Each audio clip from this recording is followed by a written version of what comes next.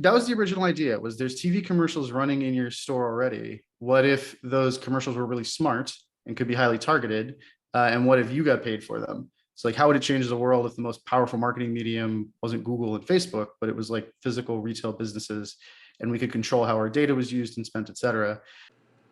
Welcome to 7 to 8, our special series on 7 and 8-figure speakers. In this interview series, some of the hottest speakers in the industry who've made over 7 figures in a year or less will uncover their twists and turns in their adventures, helping you to avoid the potholes and stick to the fast track. Welcome now to center stage, our next guest speaker. Hey there, peeps. This is Michelle Nedelec, and I am super glad that you're here with us today because I'm here with my most amazing guest, Sam. Sam, thank you so much for being here with us today. Thanks for having me. Awesome. So give us the 5,000-foot view of who you are and a little highlight to your business. So my name's Sam, last name pronounced Mallikarjunan. I know it's hard, but lots of people deal with that. I was early on the team at a company called HubSpot, which people may be familiar with. When I started, no one was. Led the e-commerce team there, selling to e-commerce companies. I led the marketing expansion to Latin America, and then was the head of growth at HubSpot Labs, which was a lot of fun. After that, we launched our own startup, actually accidentally. It was originally a hackathon to help small business owners find other ways to make money during pandemic lockdowns, with the goal of changing how people monetize physical spaces. So whether it's billboards or ads in bars and restaurants or wrapped cars or sponsored airplanes, sky's literally the limit, creating the first ever marketplace for offline media. Very fun. So how did you pick that as a thing? Again, total accident. So my co-founder, Andre, who was my tech lead at HubSpot Labs, his wife was a doctor. And so during the pandemic, she could actually help, and we couldn't. And we knew it was going to have an impact on all these businesses. So we had the idea, what if there was a Google display network for the real world? So you could make money off of your barbershop the same way you would make money off of your, like a website or a content blog. And we did that, and you can buy those giant checks. They really do sell those. We handed out, $50,000 or something. Then we did what we half jokingly called a reverse stealth mode. We called everybody we could find in the industry, like Outfront, Clear Channel, Lamar, all the tech companies, told them what we'd done. Discovered out of home is something I had never really done before in my career. I've mostly done internet advertising. Only traditional ad medium still growing, but crazy fragmented, and it runs on spreadsheets and Post-it notes. So it just evolved from that. It's it's a really cool medium. It's the most fun I've had doing marketing since they invented social media. So it was total accident. We assumed something like this already existed and that we were just creating another extension so that my, barber in, do I have him in here? Yeah. Here you can see it for those who are watching on the video, this is my barbershop in Boston. And that's one of his screens where he's running TV commercials that he actually gets paid for. So got it. I was going, how do you monetize a barber shop with somebody else? And okay, so basically you're putting in TV screens that people can watch while they're sitting there doing their thing and get paid subscriptions, or how's it work? That was the original idea. Was there's TV commercials running in your store already? What if those commercials were really smart and could be highly targeted? And what if you got paid for them? So how would it change the world if the most powerful marketing medium wasn't Google and Facebook, but it was physical retail businesses, and we could control how our data was used and spent, et cetera. Obviously it's evolved from there. That's just one of thousands of types of inventory. We've got, like I said, billboards or mass transit, wrapped cars, street stencils. One of my favorite, company called Hunt a Killer, which is a dating app game. You get clues to solve a murder with your spouse. They did body stencils all over the city of Austin and did hashtag Who Killed Beth. It's a really fun and creative medium. There's just never been a single central way to decide to plan in an intelligent performance marketer kind of way, and then deploy it and then measure the outcome like you can do online. So wow. So is it like an app? How are you measuring that? So it's more like the interface you'd be used to if you were using the Facebook ads manager tool, right? You say, here's the audience I want to reach, here's the outcome I want to drive. the AI in OneScreen.ai takes all of the audience parameters, the types of inventory, how people move around an area, and says like, okay, to reach these types of people and to drive this type of outcome, there's millions and millions of pieces of inventory you could buy. You have a $20,000 budget. Here's just the 10 you should buy, and then you click go, and then you measure based on your objective. We give you a pixel if you have a website or have an app download or whatever your goal as a marketer is. It's the same concept that we're used to with Facebook ads or LinkedIn, et cetera, just taken into a 4-dimensional context instead of a 2-dimensional context. Okay, so I'm still clear as a blank wall. This is why they don't let me talk to customers. By like the to way. get smart going on. Yeah. All good. It's awesome. So what kind of businesses would you typically work with to help them to get this out? Mostly, so all of us in marketing have felt a lot of pain because all the channels we're used to are really saturated and expensive, right? Like we're all tired of running our 5,000th A/B test on AdWords, SEO, good luck. So it's mostly performance marketers who need mechanisms to grow, but they can't just keep doing what they've always done in the past because everyone's doing that now. Like in the mid 2000s, I got a cigar website to rank for the term health insurance just because I was bored. Now you can hardly like get your actual website to rank for your actual brand name. So it's, B2B companies, cool names like Amplitude, BetMGM, people you might think of like that. But mostly performance marketers. So a lot of B2B and B2C brands who need to drive online activity and know that, you're not going to, the joke I always use, by the way, you're not going to get Elon Musk on Facebook ads, but there's one billboard on the road into Kennedy Space Center because I live here in Cape Canaveral. So I know that. So like, if you wanted to reach Elon Musk, you could buy that billboard, but nobody knows it exists, right? There's an ad for some like wheelchair company on it right now. Oh, that's hilarious. Yeah. So when you're working with the agencies, do they typically have an audience that they're working with to go, hey, this works incredibly well for restaurants or something? Or most marketers have done the buyer persona exercise, these days. That was a new concept back in the day. To do, at HubSpot, we had like the marketing Mary buyer persona that we were targeting.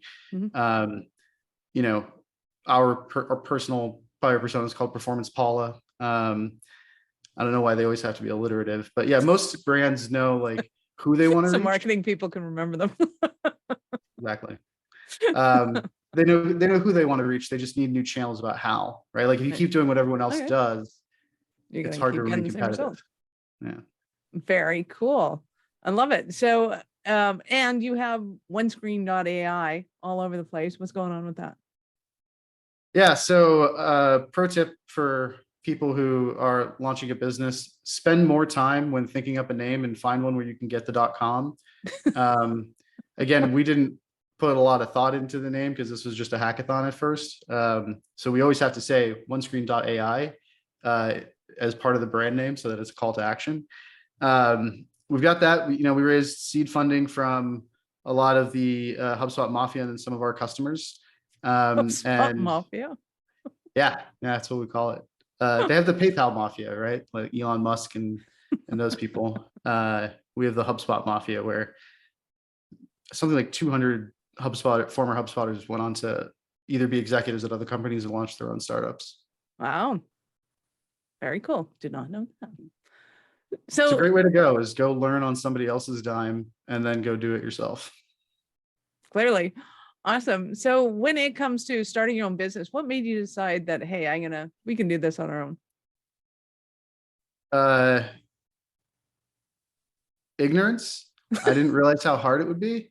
So I've run my own company before as like a consulting web development agency, in the mid 2000s. And things like that. But I've never actually been CEO of a company that was trying to get to $1 million and then $10 million, $100 million and scale up. I've been CMO, chief revenue officer and stuff before. Starting from scratch, you miss a lot of things, like simple things like payroll. I've forgot to collect people's W-9s and things like that. So if I had known how hard it would be to actually start your own business and be in charge of everything, I think I still would have done it because it's a lot of fun and I've got great people that I'm working with and it's a really cool problem that we're working on. But I definitely went into this with a lot more enthusiasm than context about how hard it is to actually run your own business. Definitely. It's not the same as having a whole team of support people at your beck and call to go, hey, I got this idea, you guys go implement it. Yeah, or even when you're at another startup, when you're not the CEO, you have like a discrete universe of problems, right? When you're the CEO and you're the one building the company, everybody's problems are your problems, and the problems nobody thought about might be problems also become your problems. So that was, you know, we did it because we were excited, because it's been so long since anybody did anything new in the world of marketing. You know, there's just, I think 11,000 at last count internet martech companies all doing different flavors of the same thing. And we just wanted to go do something new. That is awesome. So did you have aspirations of 100 million from the get-go, or is it like, hey, let's give this 3 months and if it doesn't work, I'm getting a job? Where were you at when you started? Yeah, so we had pretty big aspirations from the beginning. I taught innovation management as one of my modules at Harvard for a while, and you know, these terms like disruptive innovation and things like that that are kind of cliches now. It's so rare that you find an industry that's worth, you know, at least, you know, a few $billion, much less $120 billion like offline media is, that actually meets those criteria. So, you know, overserved market, you know, larger group of non-participating consumers, all the things that make innovation interesting. And so I spent years drinking bourbon, drawn on a whiteboard, trying to like find an opportunity like this. And so when we found it just and realized what a big opportunity it could be after we did our whole reverse stealth mode thing, yeah, we were pretty excited. If it wasn't for a few hiccups, we were actually trying to gun for fastest growing B2B startup of all time. But we got nominated or whatever, best startup in Boston. So I guess I'll take that. Nice. Well, congratulations. It's awesome. Thank you. I have a friendly bet with the HubSpot founders that within 10 years we'll have a bigger market cap than they do. So we're ambitious. Love it.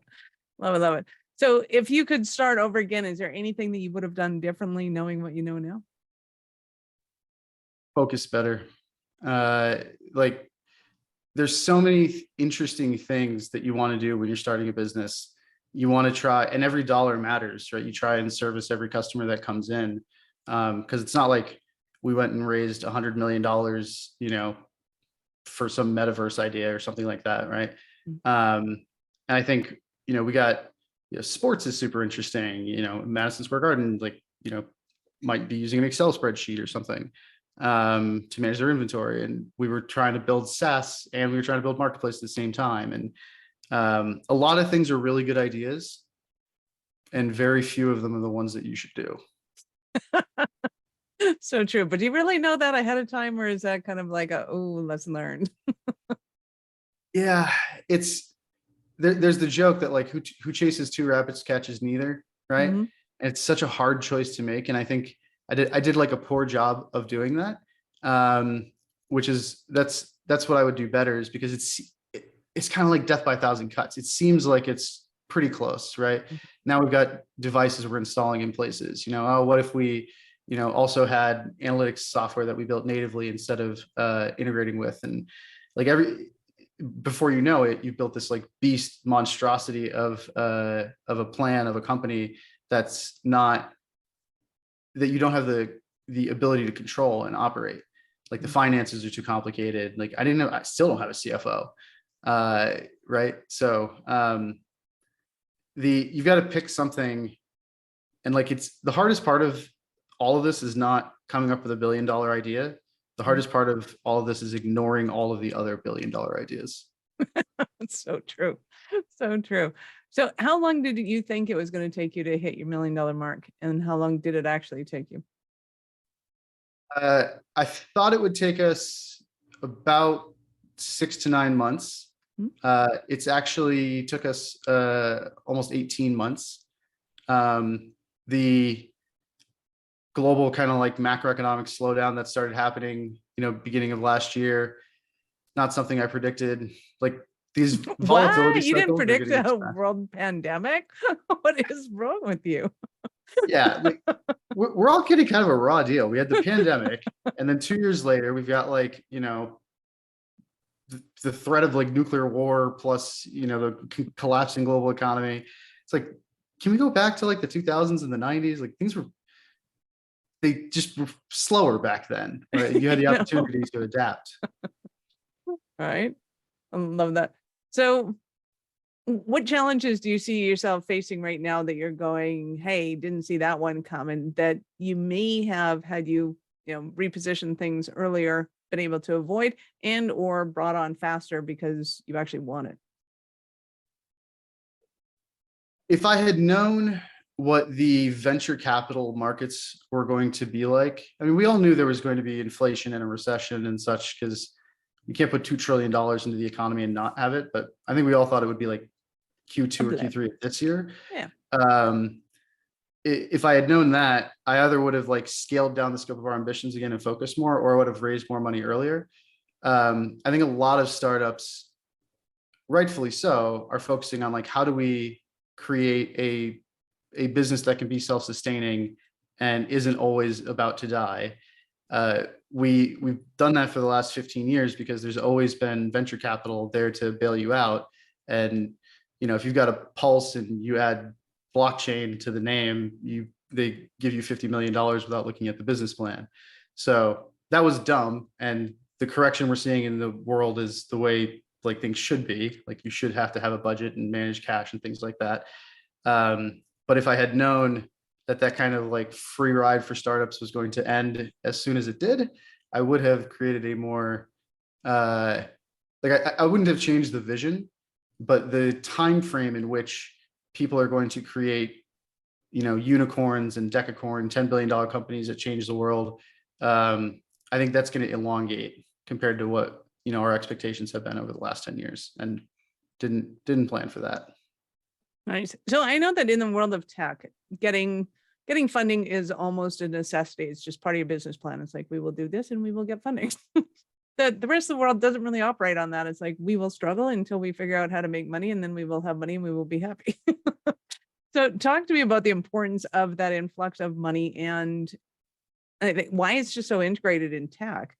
I think it's just a general assumption. You need to have an influx of money at this point in your business in order to be able to get to where you want to go. And the rest of the world just hasn't, for some reason, caught on to that yet. It's only been, what, 22 years? I think what makes tech and startups in general unique is the lack of confidence people have that you have product market fit and a viable business model. If I'm launching a restaurant, a bank can price that risk and I can get a loan. If I'm launching a marketplace to integrate offline media for performance marketers using artificial intelligence, no bank is going to listen to my pitch. And so I've got to go to like the venture capitalists whose job is to take a bunch of bets, most of which won't pay off. But the ones that do pay off will make, return their whole fund and make money for their investors. So if you don't have to take venture capital, it's great, right? If you either have a conventional business to the point where, a bank or someone else will give you much cheaper capital and less annoying capital, like not constantly peppering you with questions, that's great. Or even better, if you can, bootstrap, where you're profitable from day one, and then it's just how fast can you grow, how fast can you cycle through it, then you're taking people's money if you want to, not because you need to. So nice. Just the confidence. Nice. So in your experience with your new startup, and I appreciate the struggles and the sometimes entertaining moments that can happen. Was there ever anything that happened to you that you're like, oh my God, that was hilarious? It was brutal, but it was hilarious. Yeah, the most brutal / hilarious thing, we came into this industry thinking we were going to fight Facebook with machine learning. And, my co-founder's got a master's in AI from Columbia. It's our background is performance marketing.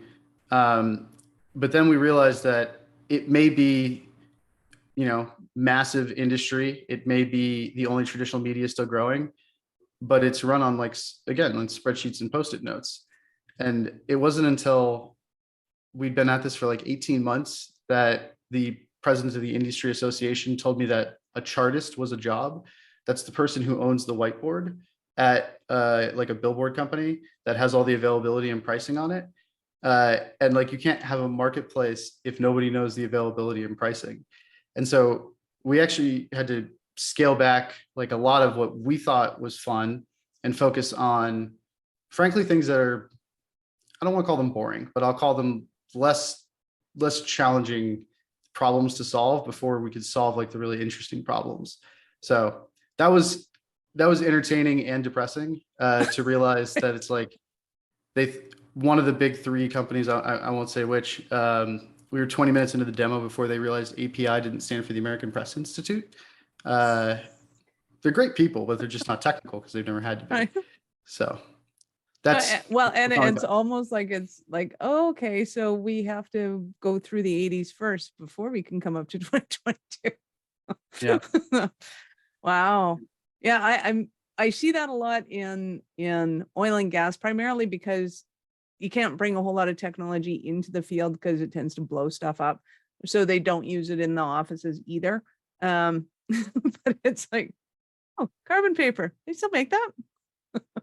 Wow, do they? I presume somebody does. I haven't used carbon paper since I was a sales rep at T-Mobile like 20 years ago. Wow. So it kind of startles you and go, oh, so we're going there. Okay. Yeah. But those are the markets that really need you. Like the first thing we built was just own it. We built a directory of who owns what and where. Blew people's minds. Right. Somehow didn't already exist. And so you get to create a lot of value for people who's, right now, one of the products we're launching, the way you get pricing is you email like 40 different companies who own inventory. They send you back spreadsheets. You merge those spreadsheets into your spreadsheet, and then you can do your plan. So we're creating a button that just automatically emails everybody, gets all the responses, turns it into your own thing. And people are literally like almost in tears because like that's such a painful and annoying part of their job. And so you can create a lot of value that makes people's lives better in a much more tangible way than like artificial intelligence does, because that's more of a black box solution to a problem that people hadn't really defined, as opposed to like this really annoying manual process that somebody can spend more time with their family now or work on more interesting projects because you've automated the stupid parts of their job that they hate.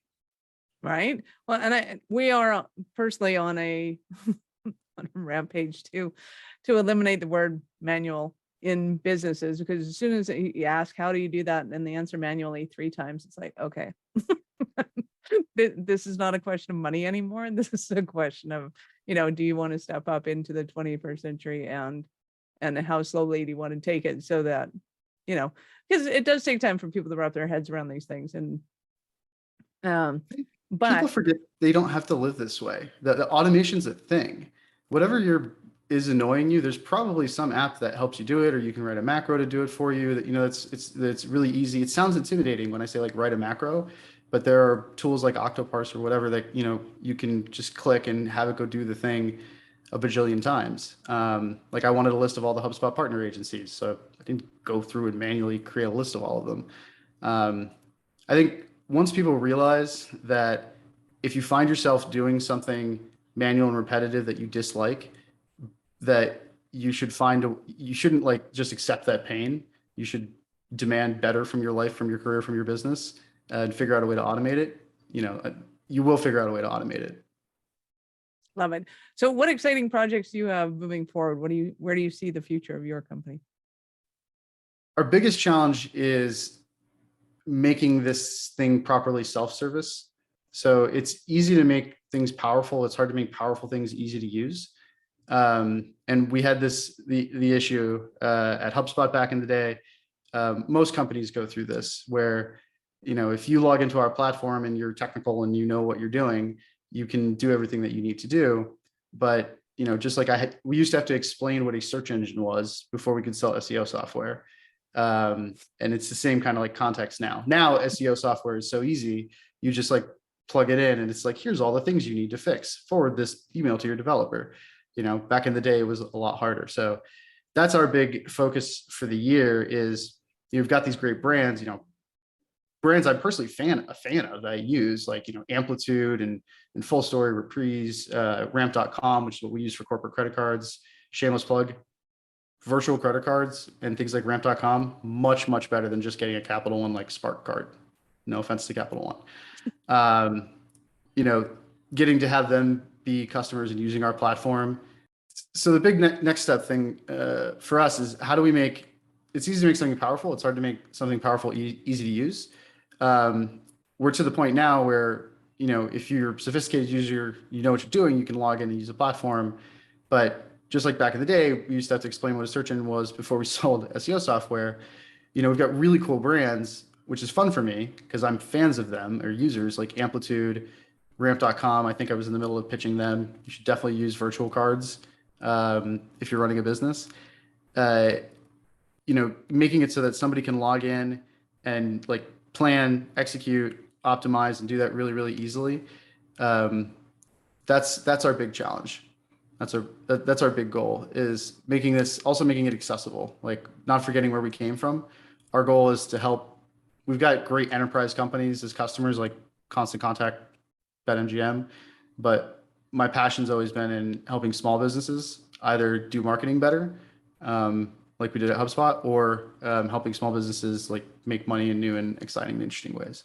So it's easy to sell to sophisticated people with lots of money. It's hard to make something that, no one launches a restaurant because they want to be a marketer, but they have to be because they launched a restaurant. Exactly. I love it. So I know our listeners are going to want more from you. How did they start that journey with you, get you into their universe? Well, the good thing about my last name, Mallikarjunan, is it's not common. And so if you Google anything close to it, you'll generally find me. I'm also on Twitter at Mallikarjunan, on LinkedIn, or you can go to OneScreen.ai, fill out the form and just say, like, I heard Sam on this podcast, I want to talk to him. I answer every message I get. When Google invested in HubSpot back in the day, we jokingly said they were going to tattoo "We are not the user" on the inside of our eyelids. So talking to, people is part of what I enjoy. So find me online, reach out, and let's have a conversation, and I'll help you automate whatever. I'll probably just send them back to you, Michelle, to help them automate whatever the heck is annoying them so they can focus on delivering value. I love it. So we will have all of Sam's links in the show notes, of course. So just scroll down and click on those. Make sure you get connected every which way but loose. So I get to ask you at this point, at what point in life did you know that you were especially kind of crazy enough to think that you could become an entrepreneur? Was that just recently here? No, I knew from a young age. So growing up on the Space Coast, your life is weird. Like I had a project when I was in middle school. I had a project to go up on the space shuttle, and my dad kind of jokingly said, "Why weren't you the lead investigator?" And I'm like, "Because it's a German guy named Hans with like a PhD. Can we just be happy I designed the cooling system?" And ever since, that was like a nice like break to the fact that you're ever going to impress your parents, and it frees you up to like actually do the things that interest you. So I launched my first like then startup in high school, that failed. I launched a couple of startups in college, that failed. And I've just never enjoyed, if you know all the answers, it's just not that much fun, right? Like you want to work on something that's challenging that people haven't done before. Maybe that'll change one day. Like teaching was fun, but I gave up on it because I stopped enjoying being the person in the room who knew the most about the subject matter. So, yeah. Fair enough. Sam, you've been absolutely amazing. Thank you. Any last words for our peeps? Don't give up.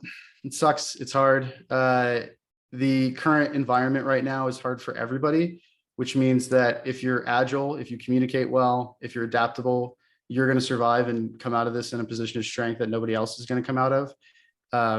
So it's going to be hard, but remember that if it's hard for you, it's hard for everyone else. So survive, execute, and then you're going to have something really incredible because everyone else is going to be screwed.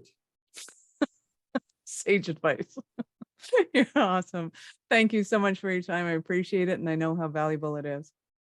Thanks for having me. Peeps, this is Michelle Nedelec. Thank you for being here with us today. Share with your friends, subscribe to the show. We love helping entrepreneurs grow. Thank you for listening to 7 to 8. If you're interested in upping your speaking game, be sure to connect with our guests with the links in the show notes and connect with me to see how we can help you get your tech done for you and help your speaking dreams come true.